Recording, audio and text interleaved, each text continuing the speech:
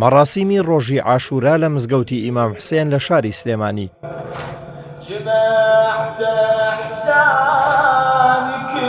هاوشێوەی شارەکانی عێراق و وڵاتانی دەوروبەر پەیڕەوانی شیعە مەزهەب لە هەرێمی کوردستان یادی ڕۆژی عاشورایان بەرز ڕاگرت. ئەو ڕۆژە کە ئەوکاتە لەگەڵ ڕۆژی شەیدکردنی ئیمام حوسێن تایبەتمەندی و گرنگی زۆری لای شیعەکان هەیە.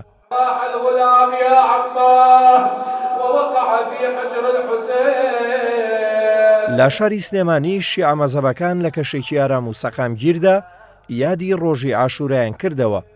شیعە مەزهەبەکان لەم ڕۆژەدا پەیامی ئاشتی و پێکەوە ژیان دووپات دەکەنەوە و هەرێمی کوردستانیش بە شوێنێکی ئارام بۆ شیعە و پێگاتەکانی تردا دەنێن.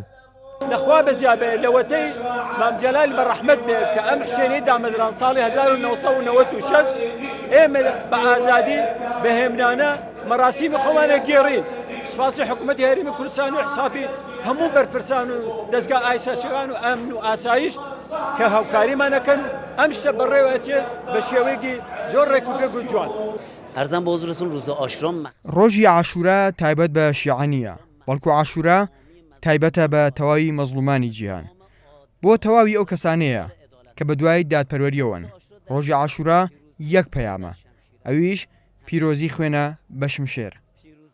شهر محرم الحرام لەبارەی مانگی محەڕەمەوە کە یادی شەیدکردنی ئیمام حوسێنە سەلامی خوای لێبێت، برنج و قیمەیەکێکە لەو خواردانەی لە ساڵێکدا یەکجار دروستی دەکەین، ئەویش لەدەی محەڕەمدایە کە دروستکردنی زەحمەتە و خەڵکیش حەزی لێ دەکەن.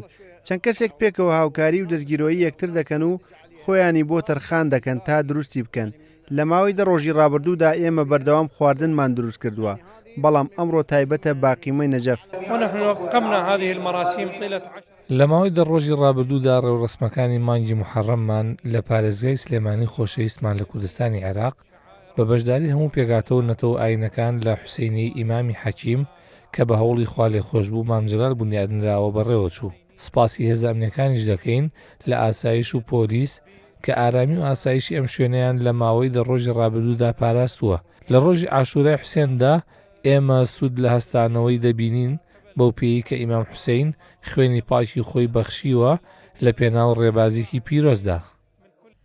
مەڕاسیمی ڕۆژی عاشورا لە شاری کەرکووکیش بەڕێوە چوو، بەڵام جیاواز لە ساڵانی ڕابردوو کە مەڕاسیمەکە لەلایەن هێزەکانی پۆلیس و ئاسایشەوە دەپارێزرا. لەم ساڵدا پۆلیسی فیدراڵی عێراق مەڕاسیمەکەیان پاراست. بەهۆی تەقینەوەکەی شەوی 19 ئەیلولیش کە لە گەڕێکێکی باشووری کەرکووک ئۆتۆمبیلێکی بۆم ڕێژکرا و تەقێنرایەوە، ڕێو شوێنی ئەمنی توند و تۆڵ گیرا بۆ بەر. شتێ باش بوو الحەمدوللا لەخواوە زیاد بێ مەراسیمێ تەواوەتی تەواوە بوو هەمووی کورد و عارەب و تورکمان و هەمووی بەیەکەوە بوونە ئێرانە. ئینشاءڵڵا تەعزیەی ئیمام حوسێن هەموومان خڕاکە و هەموومان ئیسلامین، هەموومان براین، هەموومان بەیەکەوە ئینشاءڵڵا لەم ژیانەوە دەرێچین، ئەم ژیانی بۆ باش دەرێچینەوە. عێراقی ئینشاءڵڵا باشە بێتەوە. هاوکات لە قەزای خانەقینیش پەیڕەوانی مەزەبی شیعە و پێگاتەکانی تری شارەکە بەشداریان لە مەراسیمی ڕۆژی عاشورا کرد و یادی شەیدبوونی ئیمام حوسێنیان کردەوە.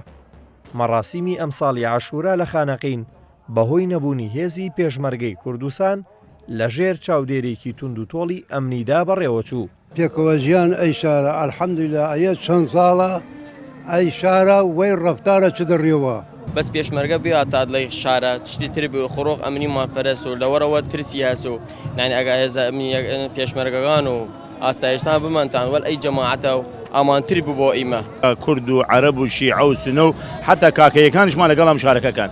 ئێمە هیچ تەفریقەمانە ئەم شارە باعام لە هەموو شارەکەی خانەقین. سعافاتمان هەیە داخل مدینەی خانەقین 5-6 سعافە تەوزیعمان کردی لەمان مواکبەکان لەگەڵ مواکبەکان ئەسوورەخەن تاکو ڕستەی منتەقە لێرە. مۆکەوگەمان بۆ خەڵک ڕوونی کەمەوە مەسیحی تایە، کوردی تایە، عەرەبی تایە، کاکەیی تایە، سنەی تایە، شیعەی تایە، نەزمن مۆکەبەکەی ئێمە.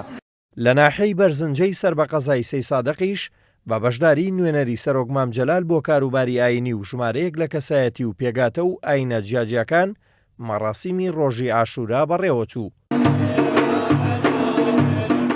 ڕۆ مناسبەی 25 ساڵی عاشورا بوو. یعنی لە دوای راپەڕینی خەڵکی کوردستان و ئازادی خەڵکی کوردستان ئەمە 25 ساڵە لە هەرێمی کوردستانە بۆ یەکەم جارە لە تاریخی سونە لە تاریخی کووردا عاشورا بکرێت. ئەمە یەکێکە لەو شتانی کە مام جەلال وەختی خۆی بناغی داناوە. مام جەلال بناغی ئەو علاقاتی دانا لەگەڵ شیعە. چونکە ئێمە زۆر پێویستە کورد و شیعە علاقاتی هەبێ.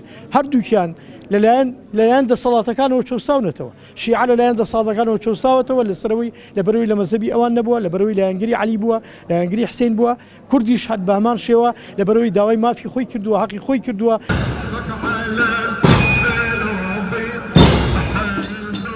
ڕۆژی دەی محەڕەم بە ڕۆژی شەیدکردنی ئیمام حوسێن کوڕی ئیمام عەلی لە ساڵی 61 کۆچی دادەنرێت. شیعەکان ئەو ڕۆژە بە ڕۆژی عاشوڕا ناو دەبن و ساڵانە بە مەراسیم و ماتەمگێڕان یادەکە بەرز ڕادەگرن.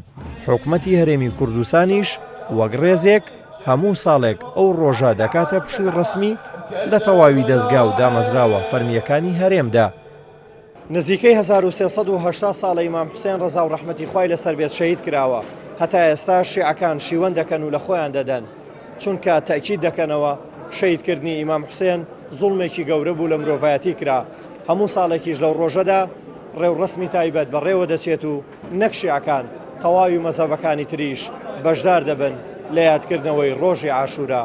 دلێر کەمال کورساد نیوز، سلێمانی.